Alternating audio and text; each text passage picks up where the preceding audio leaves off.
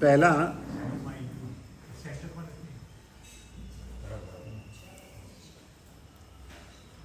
ટ્રાફિકના નિયમો જુદા હતા, કારણ કે સાધનો જુદા હતા.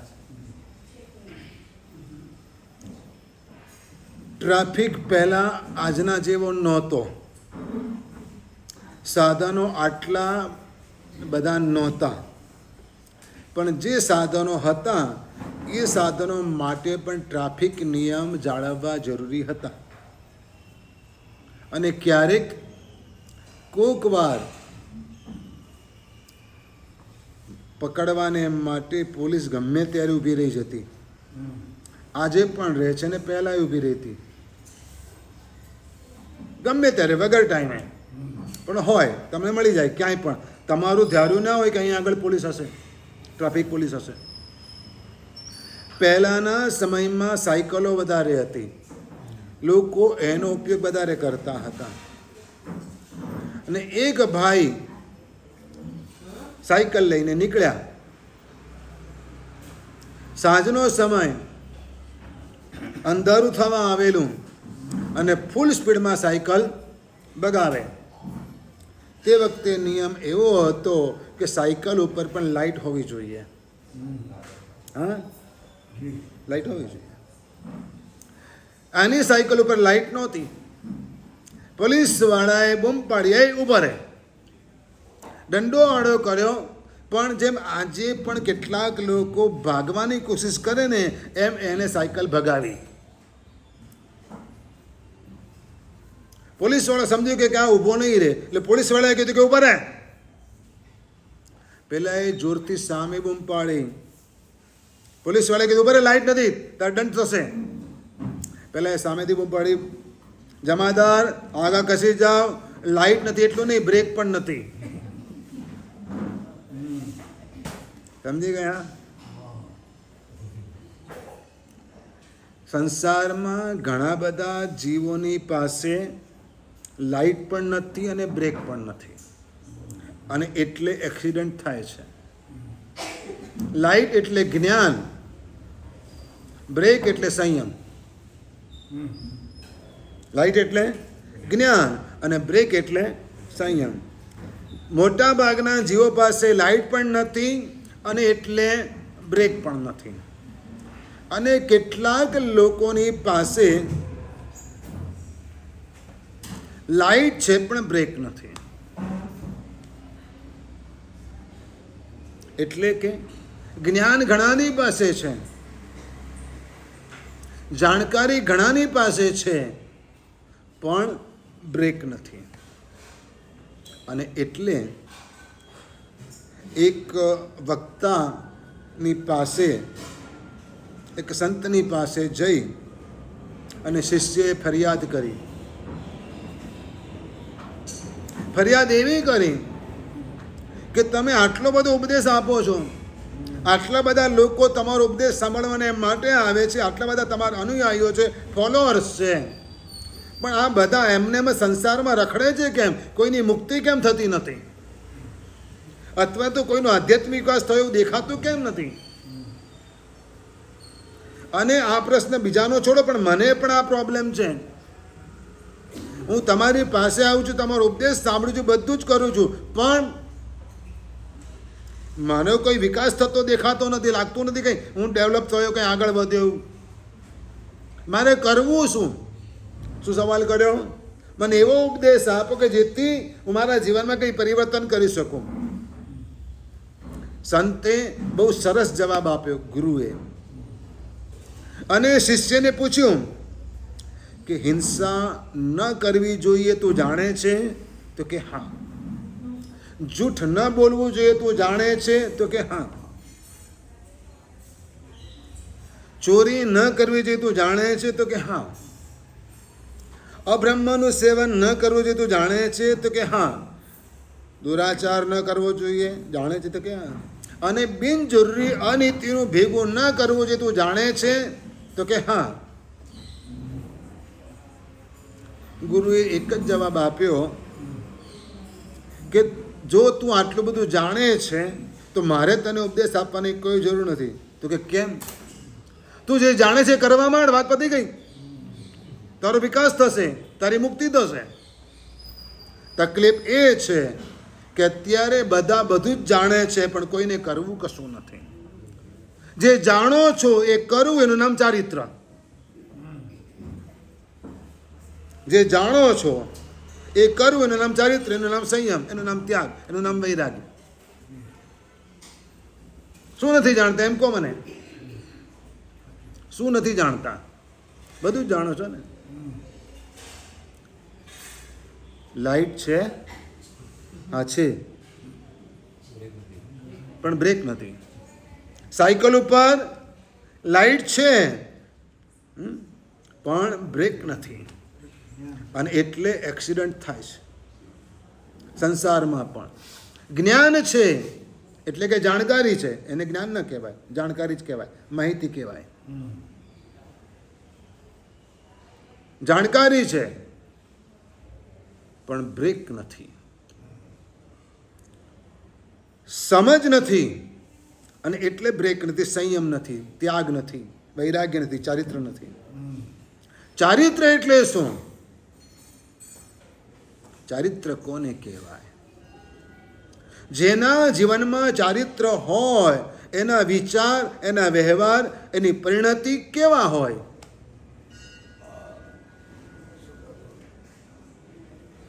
જાતે નક્કી કરી લેવાનું સાંભળીને કે આપણે કયા લેવલ પર છીએ.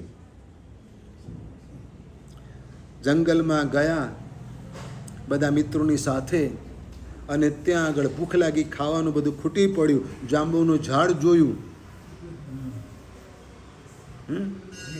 ઝાડ કાપી નાખો. કેટલાક એવું પણ કે, અને બધા એવું કે અલ્યા ભાઈ જાંબુ ખાવા છે, તમારે ઝાડ કાપવાની જરૂર ક્યાં છે? આજે પણ આ દુનિયામાં આવા લોકો છે કે જેઓ ઝાડ કાપી નાખવાની પરિણતિ ધરાવે છે, વિચારસરણી ધરાવે છે. ઝાડ જ કાપી નાખો, વાત પતે ગઈ. ન રહે બાંસ ન બજે બાંસુરી. આવી પરિણતિ ધરાવનારા લોકો છે. પણ ના, આપણે એક અક્ષય નીચા ન ઉતરી શકીએ. પણ કેટલાક જીવો એવા પણ હોય કે ભાઈ આ નીચે પડેલા જાંબુમાં જે પાકેલા છે ને, એ જ વીણીને ધોઈને સાફ કરીને ખાઈ લો.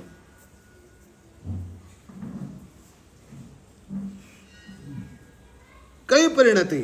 ઝુમખા તોડવા છે, ડાળીઓ કાપવી છે, કાચા પાકા બધાય તોડી નાખવા છે.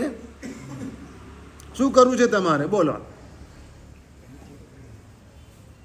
શ્રાવિકા રસોઈ કરે ને રસોઈયો રસોઈ કરે, એમાં ફરક શું? લેસ્યાનો શેનો? લેસ્યાનો. લેસ્યા શુદ્ધ અલંકર્યો મોહ વને ન વિભમતો જાણ ચારિત્ર તે આત્મા. ચારિત્ર ધર્મ હવે નમો. જે કરે કર્મ નિરોધ. ચારિત્ર ધર્મ જે સમનવસ્યો સફલો તસાવો બોધ. લેસ્યા શુદ્ધ અલંકર્યો મોહ વને ન વિભમતો ચારિત્ર ધર્મ નમો હવે જે કરે કર્મ નિરોધ. શું થાય? લેસ્યા કેવી? રસોઈઓ આખી ગુણી ખાલી કરે તપેલા ઉકળતા પાણીમાં, અને ઝારો લઈને ઈયળો ફેંકી દે. આ એની લેસ્યા. અને તમારી લેસ્યા કે થાળીમાં લઈ જૈણાપૂર્વક જુઓ અને સાફ કરો, જેટલા જોઈતો એટલા વાપરો અને એટલા સાફ કરો. સાફ કરીને ભરેલા જ છે. જીવાત ન થાય એના માટેના ઉપાયો પણ કરેલા છે, પણ છતાંય મુકતી વખતે, અંદર પાણી નાખતી વખતે એના પહેલા શું કરો? લેસ્યા, શુભ લેસ્યા. એટલે કે વૈચારિક સ્તર તમારું સુધરે તો જ તમારા કર્મબંધ ઓછા થાય. સંસારી જીવનને ચારિત્રમય જીવનમાં મોટા મોટો તફાવત ક્યાં પડે? ક્યારે પણ કોઈ પણ શ્રાવક શ્રાવિકા કે ગ્રહસ્થ ગમે તેટલો ધર્મ કરતો હોય તો એમ ન કહેતા કે સાહેબ આ સાધુ કરતા વધારે સારું જીવન જીવે છે. એ ચારિત્ર ધર્મની આસાધના છે. શું છે? એ ચારિત્ર ધર્મની આસાધના છે. કારણ કે તમને સંસારી જીવન અને ચારિત્ર જીવનની તફાવતનો ખબર નથી. ભલે તપશ્ચર્યા વધારે કરતો હોય, ભલે બીજી બધી ક્રિયાઓ વધારે કરતો હોય, ભલે કેટલુંક ત્યાગ એને જીવનમાં કરેલો હોય, પણ એ સંસારમાં છે. સંસારમાં છે એટલે આરંભ સમારંભ થાય થાય થાય થાય ને થાય જ. એટલે એના પાપો લમણે લખાય લખાય લખાય ને લખાય. ને સંસારમાં છે એટલે આસક્તિ પણ ક્યાંક હોય હોય હોય અને હોય. સમજી લેજો. સંસારમાં આરંભ સમારંભ વધારે હોય, સતત ચાલતા હોય, સવારે ઉઠો ત્યારથી ચાલુ જ હોય, 24 કલાક પળે પળ ચાલુ હોય. અને આસક્તિ પણ ક્યાંક હોય, પરિવાર પ્રત્યે, પરિવારના કોઈક સભ્ય પ્રત્યે આસક્તિ હોય. ત્રીજા નંબરમાં અવિરતિને કારણે સતત પાપબંધ કર્મબંધ ચાલુ હોય, પાપબંધ ચાલુ હોય. પચખાણ ન લીધા એટલે અવિરતિ કહેવાયા. અવિરતિ હોય એટલે બિનજરૂરી પાપો પણ, ભલે તમે એમાં ભાગીદાર નથી તો પણ પાપ બંધાય બંધાય બંધાય ને બંધાય. સતત પાપનો બંધ ચાલુ. ખબર પડી ગઈ તમને? અને ચોથી વાત, આ બધું હોય ને એટલે આર્ત ધ્યાન પણ હોય. શું હોય? આર્ત ધ્યાન પણ હોય. તો સંસારી જીવન અને ચારિત્રમય જીવન, આ બેની વચ્ચે આટલો મોટો તફાવત છે. જો આત્મા ચારિત્ર, જો એ ચારિત્ર આટલો બધો ત્યાગ રાખે છે, આટલી બધી ક્રિયા તપ બધું કરે છે, તો ચારિત્ર લેવામાં એને નડે છે શું બધો? તમે એમ કહેતા સાહેબ આ સાધુ કરતા વધારે તપ કરે છે, વધારે ત્યાગી છે, વધારે આ સાધુ જે વાત છે એમ પાછા અમને કેવો મારી સામે, તો એને અટકે છે ક્યાં? કેમ નથી લેતો? બસ આ જ ફરક છે ચારિત્રમય જીવનમાં અને સંસારી જીવનમાં. રાજાએ ફકીરને, સંન્યાસીને પોતાના મહેલમાં રહેવા આમંત્રણ આપ્યું કે અમારે ત્યાં પધારો, મને થોડોક ભક્તિનો સેવાનો લાભ આપો. 2 વખત 3 વખત 4 વખત કીધું પણ કંઈ ધર્યું નહીં કાને. બહુ આગ્રહ કર્યો એટલે ઠીક છે ચાલ. રાજાની સાથે ચાલવા માંડ્યા. રાજમહેલમાં ગયા અને રાજાએ રહેવાનો ઓરડો સરસ મજાનો આપી દીધો. અને રાજા એ બધી સૂચના આપી દીધી કે બધું ધ્યાન રાખજો, જે જોઈએ તો બધું પૂરું કરજો, સગવડતા જે માંગે બધું આપી દેજો. બધી સગવડતા, 3 ટાઈમ ભોજન સારા સારા, રાજમહેલના રાજ રસોડાના બધું મળવા લાગ્યું. 2 દિવસ 4 દિવસ 6 દિવસ થયા. રાજા આવે, ઉપદેશ સાંભળે, સત્સંગ કરે, થોડું ઘણું બેસે ને પછી પાછું પોતાના કામમાં લાગી જાય. અઠવાડિયું થયું પણ આ તો જવાનું નામ જ નથી લેતા. એટલે એક દિવસ રાજા અકળાયો. મહારાજ એક સવાલ પૂછું? તો કે બોલો. કે તમારા ને મારામાં ફરક શું? કે તમે રાજમહેલમાં રહો છો, હું રાજમહેલમાં રહું છું. તમે રાજ રસોડાના ભોજન વાપરો છો, રાજ રસોડાના ભોજન વાપરું છું. હા, શું ફરક? તમે બધા સુખ, હા, કેટલી સગવડતા, એ બધી સગવડતા મારી પાસે પણ છે, તો તમારે મારા ફરક શું? ઠીક છે, કંઈ ના જવાબ મળ્યો. કાલે કાલે આવજે સવારે. અને રાજા આવ્યો સવારે. સન્યાસે કીધું ચાલ. સન્યાસે શું કીધું? ચાલ. ક્યાં? તો કે ચાલ ચાલ. એટલે સન્યાસી નીકળ્યા રાજાની પાછળ પાછળ. અડધો કલાક ચાલ્યા. રાજા થાકી ગયો. મહારાજ અરે ચલ. કલાક સુધી રાજાને ચલાવ્યો.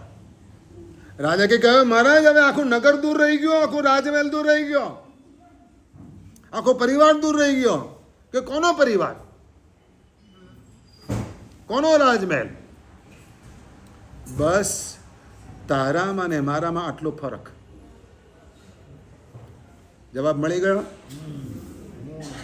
તારામાં અને મારામાં આટલો ફરક. જાણ ચારિત્ર તે આત્મા નિજ સ્વભાવમાં રમતો, લેસ્યા શુદ્ધ અલંકર્યો મોહ વને નવી ભમતો.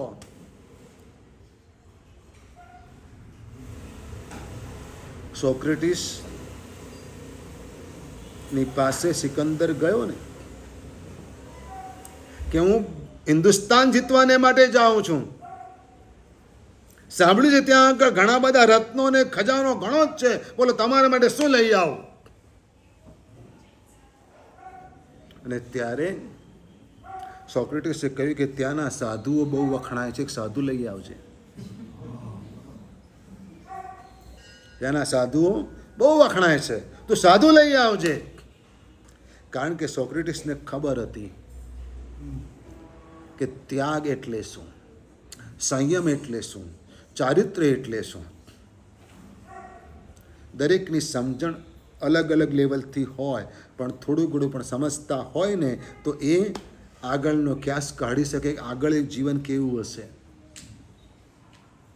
તીર્થંકર પરમાત્મા સૌથી પહેલી દેશના સર્વવૃત્તિ ધર્મની આપે, અને એક આત્મા પણ ચારિત્ર લેવા તૈયાર ન થાય તો દેશના નિષ્ફળ કહેવાય. આ ચારિત્ર ધર્મની મહત્તા છે. શેની મહત્તા છે? એક દીક્ષા લેવા પણ એક માણસ તૈયાર ન થાય તો શું કહેવાય? તીર્થંકરની દેશના નિષ્ફળ. હદ થઈ ગઈ ને. ઇન્દ્ર મહારાજા આટલી પુણ્યના ધણી, આટલી શક્તિવાળા અને સિંહાસન ઉપર બેસે તો ચારિત્રધર મહાત્માને વંદન કરીને બેસે.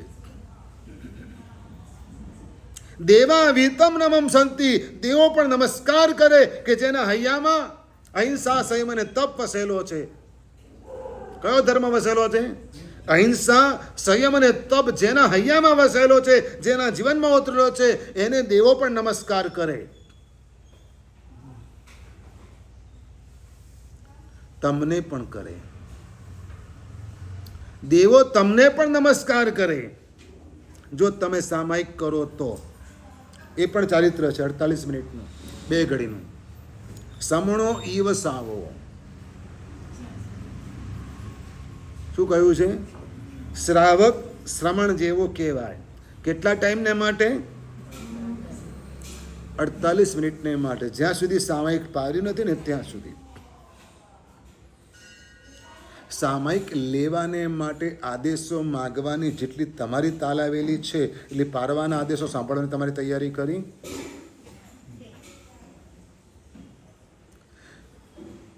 સાધુ ભગવંત કે સાધુજી ભગવંત કદાચ કંઈક બીજા કામમાં હોય અને તમારો આદેશ ન સાંભળ્યો અને જવાબ ન આપ્યો તો તમે શું કરો? ના, લેતી વખતે સાહેબ કરી મનતે, ના ના સાહેબ કરી મનતે,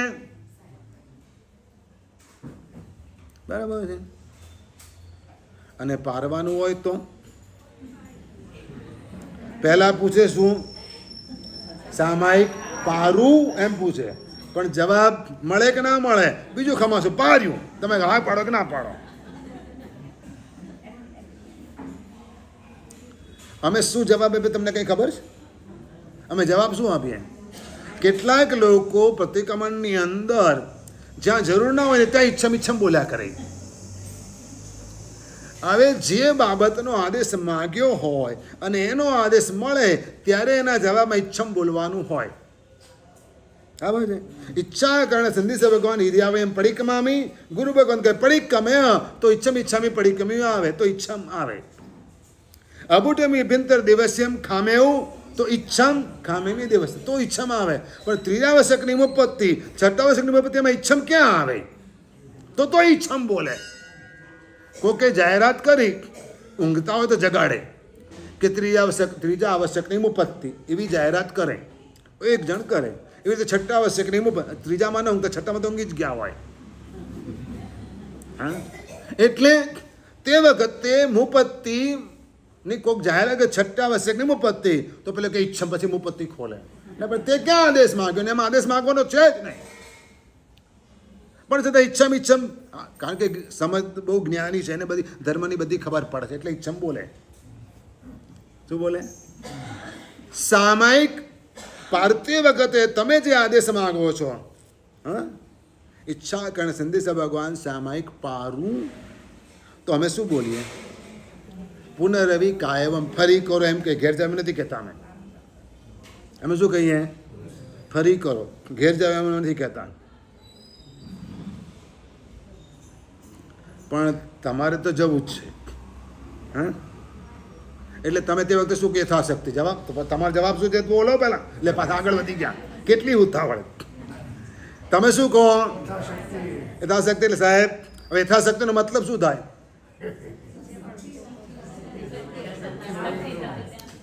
યથાશક્તિનો મતલબ શું થાય?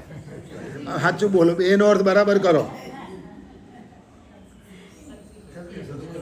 શક્તિ નથી, શક્તિ સાચું બોલો.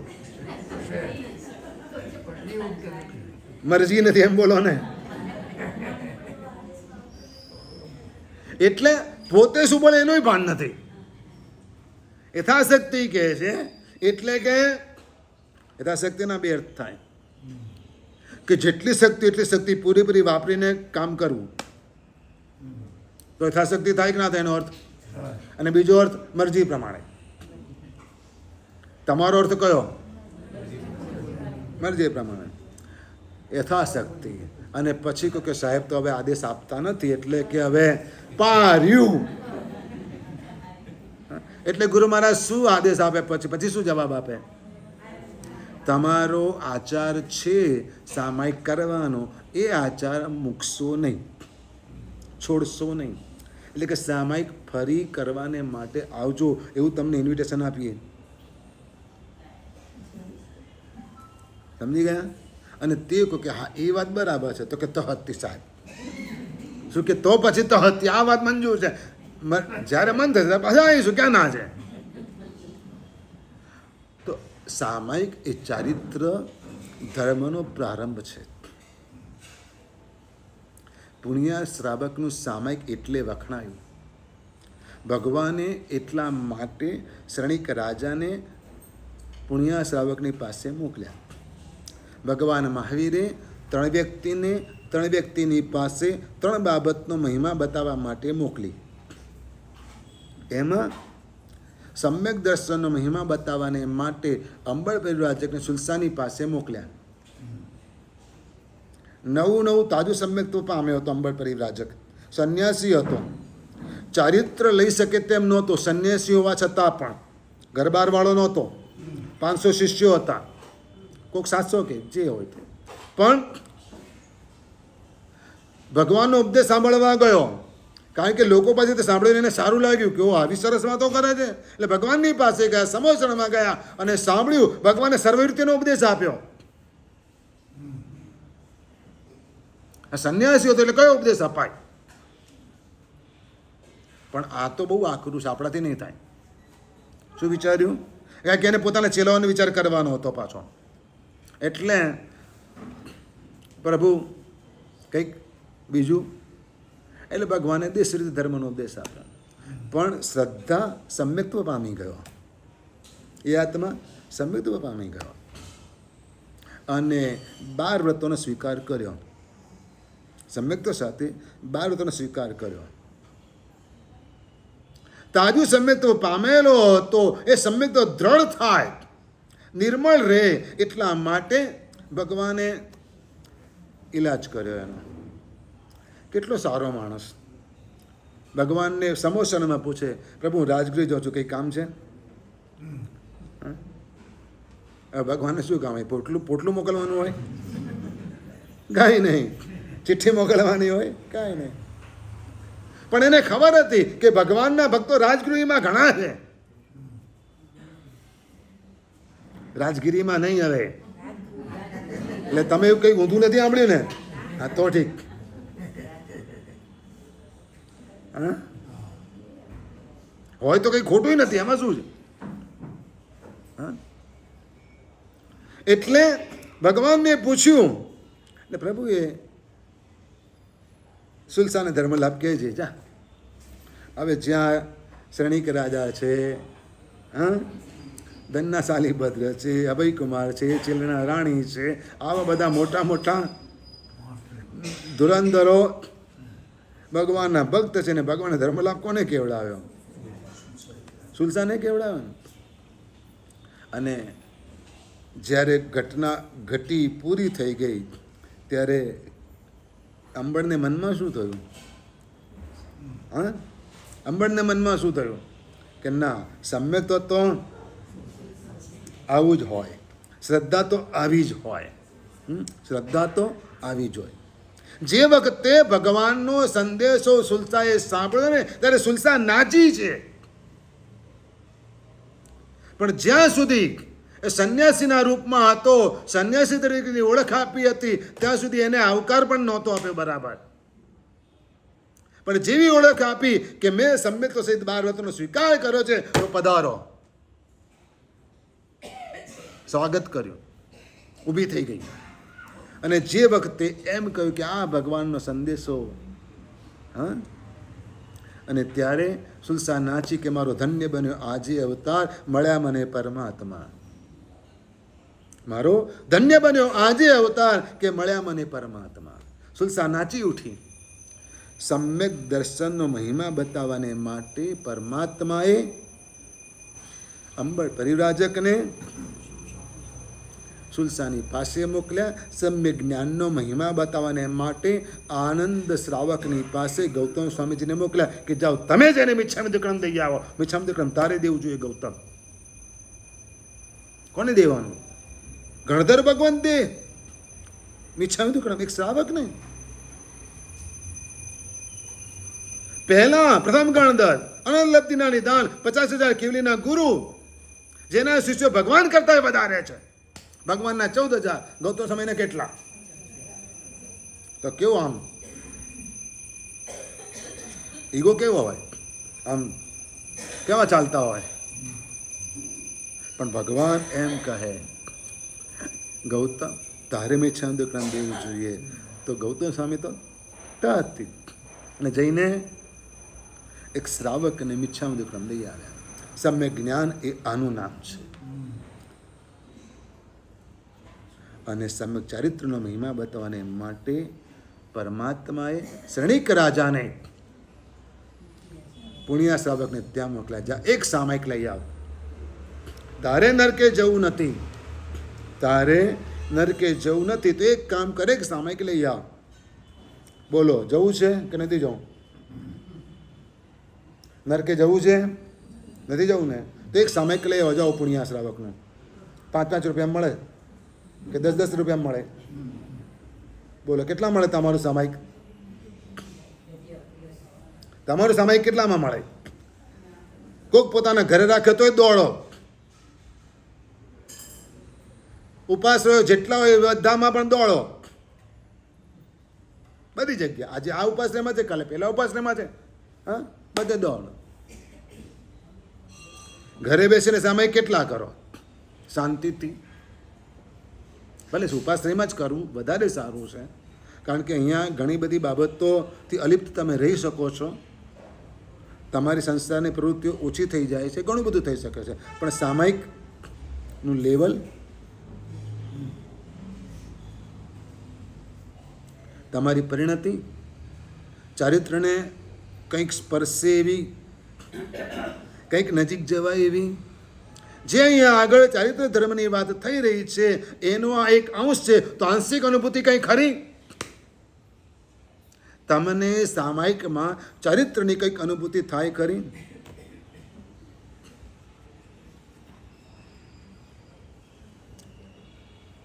નિજ સ્વભાવમાં રમતો. ચારિત્ર એટલે પોતાના આત્મ સ્વભાવમાં રમવું, તેનું નામ ચારિત્ર.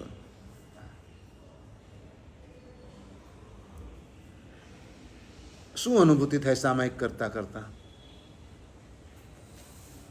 નિજ સ્વભાવ. નિજ સ્વભાવ એટલે આત્માનો સ્વભાવ કયો? સમ્યક જ્ઞાન, સમ્યક દર્શન, સમ્યક ચારિત્ર. તેમાં રમવાનું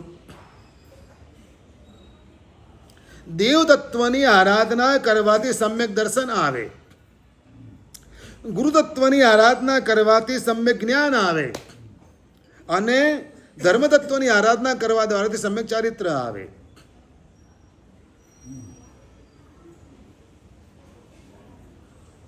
સમ્યક દર્શનથી મન પવિત્ર થાય. કે શ્રદ્ધા આવી ગઈ ને એટલે પછી બીજા બધા વિચારો ઓછા થઈ જાય. સમ્યક દર્શનથી મન પવિત્ર થાય, સમ્યક જ્ઞાનથી વચન પવિત્ર થાય અને સમ્યક ચારિત્રથી કાયા પવિત્ર થાય. બોલો શું અનુભૂતિ થાય તમને? આ પદોની આરાધના કરવા દ્વારા અનુભૂતિ શું થાય? શું પવિત્ર બન્યું?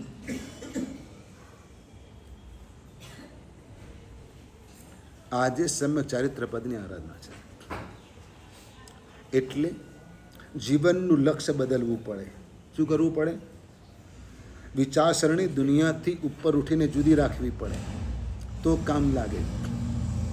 હા, રૂપિયા વગર સંસાર ચાલતો નથી, વ્યવહાર ચાલતો નથી, વાત સાચી, પણ એના માટે ધર્મ પણ વેચી દેવાની જરૂરિયાત નથી.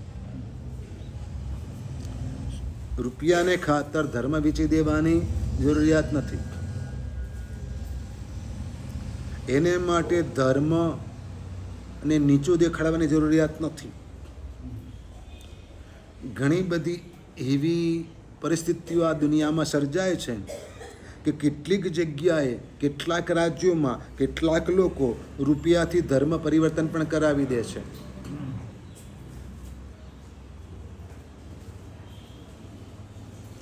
આ નીચલા લેવલની વાત થઈ, પણ તમારા લેવલ ઉપર સ્કૂલો પણ આ જ કામ કરે છે,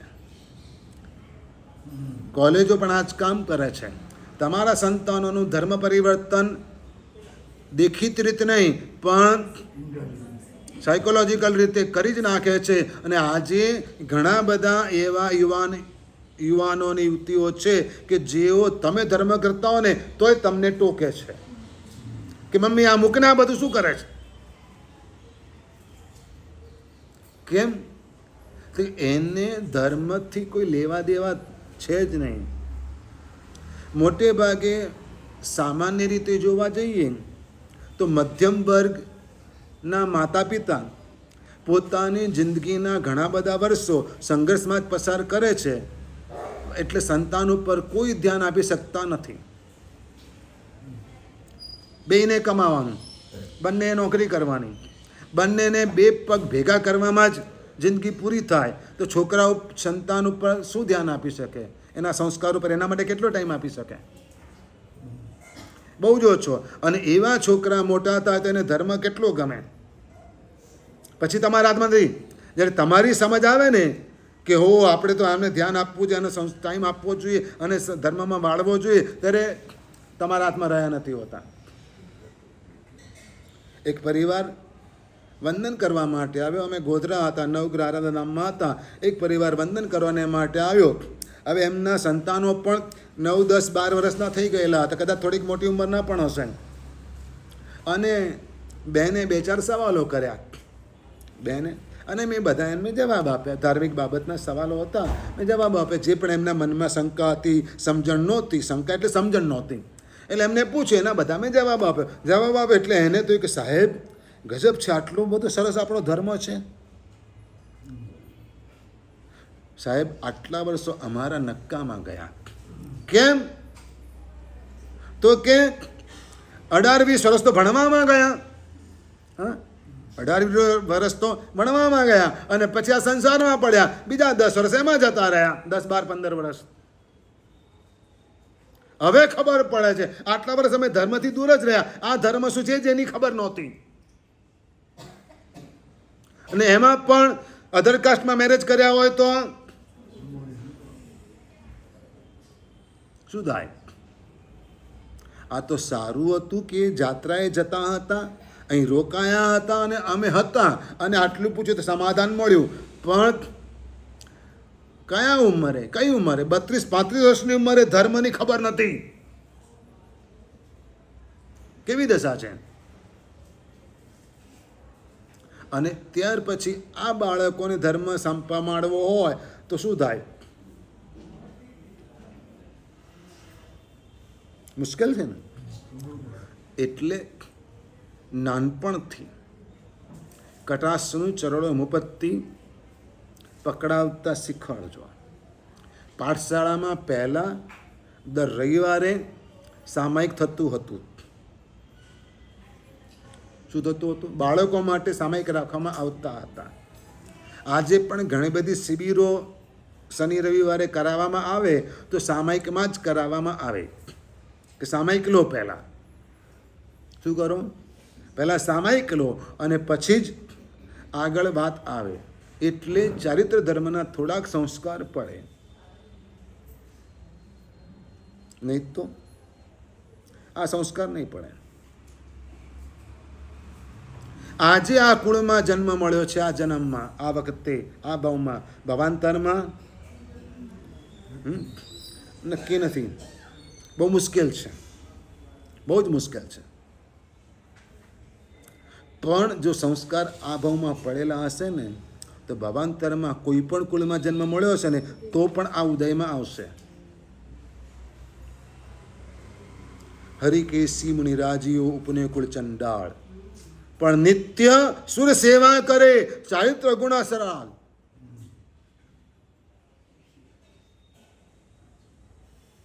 કયા કુળમાં ઉત્પન્ન થયેલા હતા? ઉપને કુળ ચંડાળ. પણ ચારિત્ર ધર્મ એવો એના હૈયામાં વસેલો હતો કે જેના કારણે નિત્ય સુર સેવા કરે. અરે દેવો આવીને ઊભા રહે ને તો એની સામે ન જુએ. મહારાજ તમને રોગ થયો છે, લાવો મટાડી આપું. આખા શરીરે અનેક રોગો વ્યાપી ગયેલા હતા. કેટલા રોગો વ્યાપી ગયેલા હતા? અનેક રોગો વ્યાપી ગયેલા હતા. અદ્ભુત રૂપ હતું. એક વખત એ જોવાને માટે દેવો આવતા હતા. એક માણસનું રૂપ એ જોવા માટે દેવો આવતા હતા. અને જે પળે અહંકાર એનો આવી ગયો, એનું અભિમાન આવી ગયું ને તો અંદર ખદબદતા કેટલા રોગો દેખાયા? બસ મોડું ફરી ગયું. અને પછી એ ચક્રવર્તી શું કરે? ચારિત્રનો સ્વીકાર કરે અને રોગો ખરેખર ફૂટી નીકળ્યા.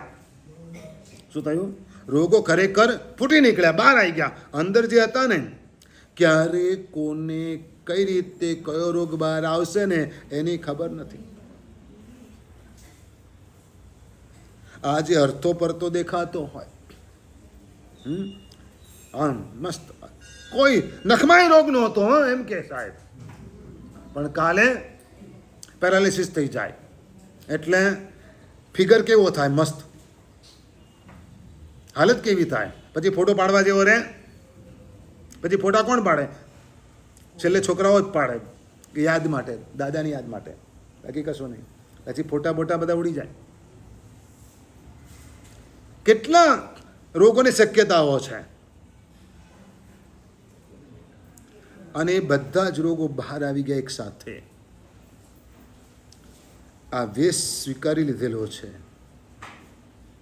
અને ત્યારે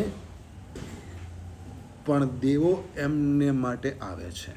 જ્યારે અદ્ભુત રૂપ હતું ત્યારે પણ દેવો જોવા માટે આવ્યા હતા, એમના રૂપના દર્શન કરવા આવ્યા હતા. અને આજે પણ એમના રૂપના દર્શન કરવા આવ્યા છે. હવે અંદરના રૂપની વાત થાય છે, આત્માના રૂપની વાત થાય છે. મહારાજ આટલી બધી તકલીફ છે, આટલી બધી પીડા છે, આટલી બધી ઉપાધિ છે, લાવો તમારા રોગ દૂર કરી આપું, કે કંઈક ઉપચાર કરું? તો કીધું કે હા કરો, મારા આત્માના રોગોનો ઉપચાર કરો. કે શું કહ્યું? મારા આત્માના રોગોનો ઉપચાર કરો. બહુ જ ભવરોગ લાગુ પડેલો છે. કયો રોગ લાગુ પડેલો છે? ભવરોગ લાગુ પડેલો છે. એ દૂર કરી આપો. કસાયો ભયંકર છે, એ દૂર કરી આપો. એ રોગ લાગુ પડેલો છે, બહુ ગુસ્સો આવે છે. આ રોગ દૂર, બહુ આસક્તિ છે, રોગ દૂર કરી આપો. અભિમાન ઘણું હતું આ રૂપ પર, દૂર કરી આપો. રોગ દૂર કરો. હા, એ નહીં, આ તમારા શરીર ઉપર આ જે આટલું બધું પસ ને આ બધી ચામડી પણ તમારી ખરાબ થઈ ગઈ છે ને, એની અમે વાત કરીએ છીએ. હા, એ તો મુનિ ભગવંતે આમ કરીને આમ જ લગાડ્યું ને, તો એટલો અંગૂઠો કેવો થઈ ગયો.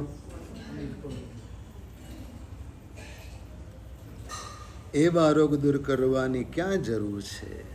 કારણ કે આ શરીર હવે છે કેટલા વર્ષ? હા, આ શરીર છે કેટલા વર્ષ? તો ચારિત્ર ગુણ સલાલ, આને ચારિત્ર ગુણ કહેવાય છે કે જે સ્વીકારવાને માટે ચક્રવર્તીઓ પણ તૈયાર થાય છે, શાલીપતિ પણ તૈયાર થાય છે, અને પેલો ભિખારી જેને 3 દિવસથી ખાવાનું નહીં મળતું ને, એ પણ તૈયાર થાય છે. રાજા મહારાજાઓ, શ્રેષ્ઠીઓ, શ્રેષ્ઠીપુત્રો, મહારાણીઓ બધા જ આ માર્ગે આવવા તૈયાર થાય છે અને આ ધર્મનો સ્વીકાર કરે છે. કેમ કે સંસારના ભોગ સુખો કરતા અંતે આ જ જીવન શાશ્વત સુખ અપાવનારું છે. સંસારના ભોગ સુખો તો અનંતી વાર મળ્યા, અનંતી વાર ભોગવ્યા, પણ હજુ છુટકારો થયો નથી. હવે એમાંથી છૂટવું છે. અને એટલે આદત પાડવાને માટે રોજ એક સામયિક જાગતા જાગતા કરવું છે, ટટ્ટાર બેસીને કરવું છે, સ્વસ્થ રહીને કરવું છે. એક પણ જોકું ના આવે, જરા પણ આંખો ના મીચાય એ રીતે સામયિક કરવું છે. પૌષદમાં જરા પણ ઊંઘવું નથી, ખાલી રાત્રે 3-4 કલાક જ સૂવું છે. કેટલાક લોકો પૌષદ આરામ કરવા માટે જ કરે છે કે સાહેબ આવું તો ઘરે નિરાતે સુવા નથી મળતું. રવિવારો તો ના સુવા દે, સુવું હોય તો નથી સુવા દેતા. મસ્ત મજેથી એવા એને ગાદલું ના જોયો, પછી તે કટાસના સંતર પર લાંબો થઈને એવો ચટ્ટા પાક જોવા જેવા સીન હોય. જેવો આંબેલ કે એકાસનું કરીને આવ્યો, એ વાગે સીધા 4:05 સીધા પળીનો ટાઈમ થાય ત્યારે જ ઊભો થાય. આમાં ક્યાં સાધુ ધર્મની અનુભૂતિ થાય? આમાં ક્યાં ચારિત્ર ધર્મની અનુભૂતિ થાય? માત્ર આવશ્યક ક્રિયાઓ વધી, એનાથી વધારે શું ફરક પડ્યો?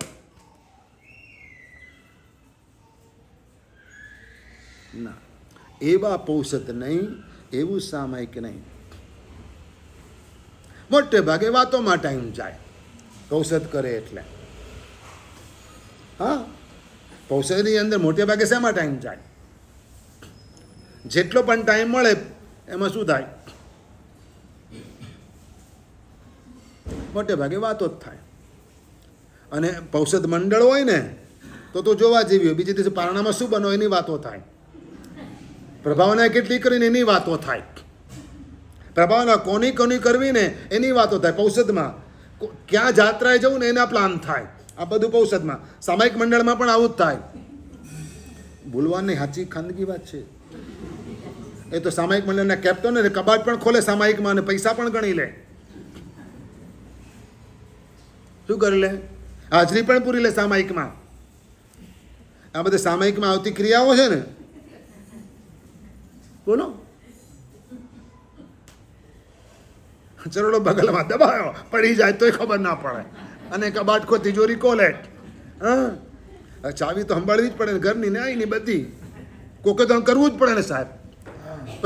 પછી ટાઈમ કોની પાસે છે? સામાયિક પછી તો કોણ કરે આ બધું? ક્યાં પહોંચી ગયા તમે? આ ભગવાનના ધર્મને ક્યાં લઈ ગયા? જે ધર્મ, જે ચારિત્ર ધર્મ મોક્ષ અપાવી દે, સંસાર છોડાવી દે, જેને દેવો પણ વંદન કરે, દેવો પણ ઝંખે. આ વેશને દેવો પણ ઝંખે. આ વેશ પામવા માટે તલપી, માત્ર ઓગો અને મુપત્તિને પાત્રા જોઈ અને આંખમાંથી આંસુ સારે. ક્યાં મને ક્યારે મળે? જીવનભર જે લઈ નથી શક્યા, નાનપણમાં સપના જોયા હતા, હા, પણ ના લઈ શક્યા, તો આંસુ સારે કે મને ક્યારે મળે. એ ક્યારે બનશે? આ ઉદયમાં ક્યારે આવશે? રજા ના મળે, લેવાની ઈચ્છા તો રજા ના મળે, સંજોગ એવા ઉભા થાય કે આગળ ના વધી શકે. ક્યારે મળશે? આવી રીતે સામાયિક કરશો તો, આવી રીતે પૌષધ કરશો તો, કે પૌષધ કરવાના છોડી દેશો તો?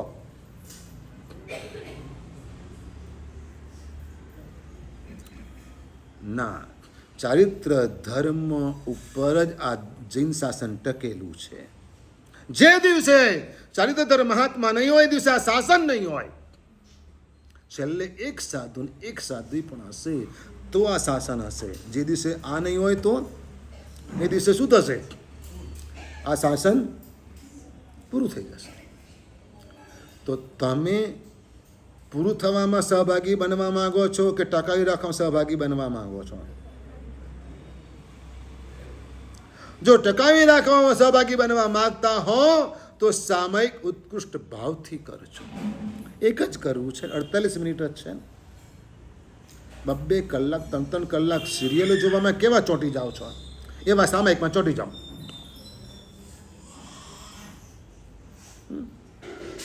સાડા 10 આવે ને અનુપમાં તો તે જોઈએ, એને ના છોડે. 11 વાગ્યા સુધી જુએ. શું 1 વાગ્યા સુધી જુએ? તારક મહેતા જુએ. કંઈ પણ જે પણ આવતું હોય તે, પણ એના માટે રાત્રે મોડેથી આવે તો મોડે સુધી પણ જાગે ને જોઈએ. મારી સિરિયલ રહી ગઈ કે લે એક એપિસોડ જતો રહ્યો, કે પછી બીજી બેનપણીને કે આવું સામાયિક રહી ગયું. કોઈ દિવસ કોઈ બેનપણીને કીધું તમે કે આજે મારું સામાયિક રહી ગયું?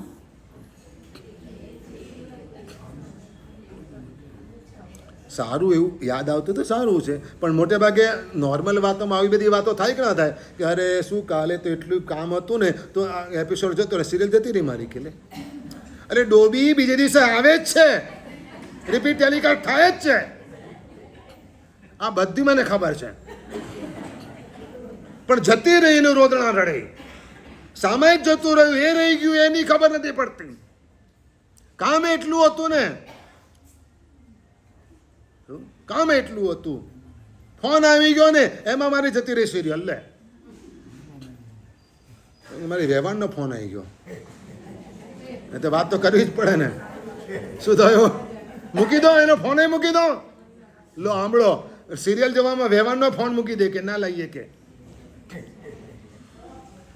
હા, સામાયિક માટે આવું કરો ને તો તમારી બહુ અનુમોદના.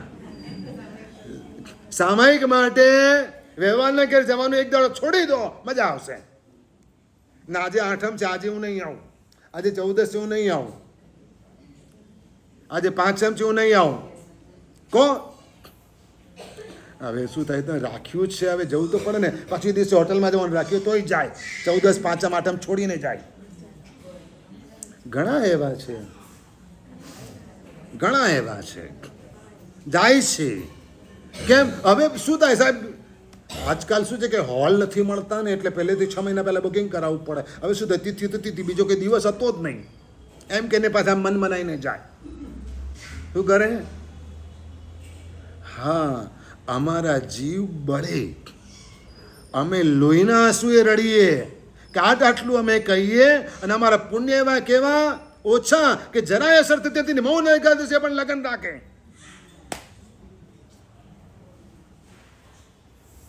એ દિવસે પણ મેરેજ રાખે. કેમ? હોલ નથી મળતો, વાડી નથી મળતી. લે આવું પણ અમે જોયું છે આટલા વર્ષોમાં. તમારા 5 ફંક્શન હોય, એમાં એક જ તિથિ તો આવવાની ને આવવાની જ. બરાબર છે? તો એક ફંક્શન પૂજનનું ના હોય, તિથિના દિવસે પૂજનનું ફંક્શન રાખે, વાત પતી ગઈ. તમારે સ્ટેટસ પ્રમાણે ખર્ચો કરવો પડે એમ જ છે. 5 કાર્ડ મૂકવા પડે એમ જ છે. પણ તિથિ જો આવતી હોય, 5મ, 8મ, 14 આવતી હોય તો એ દિવસે પૂજા કે પૂજન કે કંઈ પણ ધાર્મિક પ્રોગ્રામ રખાય કે ન રખાય. અને એ પ્રમાણે મેનુ પણ એવું રાખો તો તમને કોઈ પણ હોટલમાં આવું મેનુ રાખો તો શું થાય? તો નહીં ચાલે, નહીં બને. અને એટલે જરા વિવેક આ ધર્મ શીખવાડે છે એટલું શીખી લેજો, સમજી લેજો, જીવનમાં ઉતારવા પ્રયત્ન અને સાચું બોલવાની હિંમત રાખજો. વેવાઈ મુહૂર્ત કઢાયેલા આવે ને તો એને કહેવાની હિંમત રાખજો. આ બધું તમારા હાથમાં નથી હોતું, મને ખબર છે, પણ કહેવી તો શકાય ને કે નહીં આ મારે ત્યાં નહીં ચાલે, આ અમારે અનુકૂળ નહીં આવે, તો ચેન્જ થઈ શકે, કંઈક આગુ પાછું થઈ શકે. હા, શ્રાવક ધર્મને બરાબર વફાદાર રહીને પોતાના કર્તવ્ય નિભાવે. તમારા કર્તવ્ય તમારા સંસારમાં નિભાવવા પડે નહીં, કોઈ ના નથી. પણ હવે અમારે આ વાતો કરવાનો સમય જતો રહ્યો. મતલબ કે તમારા સંસારમાં ધર્મની વાતો કરો અને ધર્મને ઘુસાડો, એ વાત તો જતી રહી. અમારે એમ કહેવું પડે કે હવે ધર્મમાંથી સંસારને કાઢો, કારણ કે તમે ધર્મમાં સંસાર ઘુસાડી દીધો છે. તમે શું કર્યું છે? ધર્મમાં સંસાર ઘુસાડી દીધો છે. વિચાર તો કરો. અને એમાંથી અમારે સંસાર તમારો કાઢવો છે, એટલા માટે કહીએ ને તો પણ એ તમારી તૈયારી નથી. ના સાહેબ, આમ તો કરવું જ પડે. શું કરવું પડે? આમ તો કરવું જ પડે. આમ તો થાય, આમ જ થાય, અમારે ત્યાં આમ જ ચાલે. ધર્મમાંથી જે દિવસે સંસાર દૂર થશે ને એ દિવસે સંસારમાં પણ ધર્મ પ્રવેશી જશે. અમારો પ્રયત્ન એ છે કે તમારા સંસારમાં ધર્મ પ્રવેશે વધુ ને વધુ, પણ તમે જીતો છો કે ધર્મમાં તમે વધુ વધુ સંસાર ઘુસાડો છો. લગ્ન હોય તોય કવર અને અઠ્ઠાઈ કરે તોય કવર, ચાંદલો તો ત્યાંય કરવો પડે, પૂજન ભણાવે તોય ચાંદલો જીવદયાન નામે કરવો પડે. હવે આપણે આખી જિંદગી બધાનું ખાધું, આપણે પણ બધાને ખવડાવવું પડે ને, એમ કરીને પૂજન ભણાવે. આ કઈ મનોદશા છે? એનાથી પર ઉઠી અને ચારિત્ર ધર્મની આરાધનામાં, જીન ધર્મની આરાધનામાં, ત્યાગમાં, વૈરાગ્યમાં આત્માને જોડવાનો પુરુષાર્થ કરવાનો છે, અને એનું નામ ચારિત્ર ધર્મ છે. કેવી મસ્તી હોય! ભૂસૈયા ભૈક સમસનમ જીર્ણમ વાસમ વનમ ગૃહમ તથાપિ નિષ્પ્રસ્યાઓ ચક્રુણપી પ્રતિકમ સુખમ. સંતારા ઉપર સુવાનું, ભૂસૈયા ભૈક સમસનમ માગીને વાપરવાનું. કઈ રીતે વાપરવાનું? ભૈક સમસનમ. જીર્ણમ વાસમ, વસ્ત્રો માત્ર વ્હાઈટ ને વ્હાઈટ. તમારા ડ્રેસ રોજ બદલાય, તમારી ફેશન રોજ બદલાય, તમારું એડ્રેસ એક જ રહે. અમારું એડ્રેસ રોજ બદલાય, ડ્રેસ એક જ રહે. અમારા એડ્રેસ રોજ બદલાય કે ના બદલાય? હા, 4 મહિના એક જગ્યાએ હોય, પછી તો પાછા સાહેબ ક્યાં છે? અને ડ્રેસ અમારા આ 2500 વર્ષથી આનો આ જ ડ્રેસ, આ જ ફેશન ચાલે છે, કોઈ ફરક નથી પડ્યો. તમારે એવી કોઈ ફેશન બતાવો કે આટલા વર્ષથી ચાલતી હોય, 25 વર્ષ પહેલાંથી ચાલતી એ બતાવો. ચલો, અમારી 2500 વર્ષથી આ ફેશન ચાલે છે, એક જ વ્હાઈટ એન્ડ વ્હાઈટ. એ પણ કોઈ પણ સિલાઈ વગરનું, કોઈ સિલાઈ નહીં, ક્યાંય સાંધો નહીં, કોઈ સિલાઈ નહીં, કોઈ કલર નહીં. તમારે ત્યાં વ્હાઈટમાં પણ વેરિએશન હોય, white, off white, silver white, બોલું હજુ કંઈ ઘણું બધું હોય. હા હા, હવે બધી મને ખબર નથી. મતલબ પાછી અહીંયા આગળ તો વ્હાઈટમાં કોઈ વ્હાઈટ ડિઝાઇન નથી પાછી, કશું જ નથી. તો આ શાસન, આ ચારિત્ર ધર્મ એ આપણા આત્માને માટે બહુ આવશ્યક છે. બહુ સહજ ભાવે ઉદયમાં આવે ને એટલે આજે ચારિત્ર ધર્મની આરાધના કરવાની, નૌકારવાળી ગણવાની નમો ચારિત્રસ્ય. અને દરેક જગ્યાએ દરેક વખતે કહું છું, જ્યાં જ્યાં પણ ઓળીમાં વ્યાખ્યાન પૂછ ત્યાં કે ચારિત્ર ધર્મની આરાધના થાય તો સારું છે, વિરાધના ના કરતા. ગુણલા ગવાય આ ધર્મના, ચારિત્ર ધર્મના તો ગાજો, પણ નિંદા ના કરતા. અને થતી હોય તો ત્યાં સાંભળવા ઊભા ના રહેતા, નહીં તો આવતું હશે ને એ પણ દૂર રહેશે. ઉદયમાં આવતું હશે ને, મુહૂર્ત નીકળી ગયા પછી પણ કેન્સલ થઈ જશે, એવું પણ બને છે આજે. મુહૂર્ત નીકળી ગયા હોય દીક્ષાના અને તોય કેન્સલ થાય. કેમ? એવા કોક કર્મ વચ્ચે આડા આવે. તો એવું તમારા જીવનમાં ન થાય અને સુલભતાથી આ જીવન ઉદયમાં આવે અને એવી સુંદર આરાધના થાય કે જેથી જલ્દી મોક્ષ પ્રત્યે આપણો આત્મા ગતિ કરે. તો એવા આશીર્વાદ સાથે પ્રવચન પૂર્ણ કરું છું.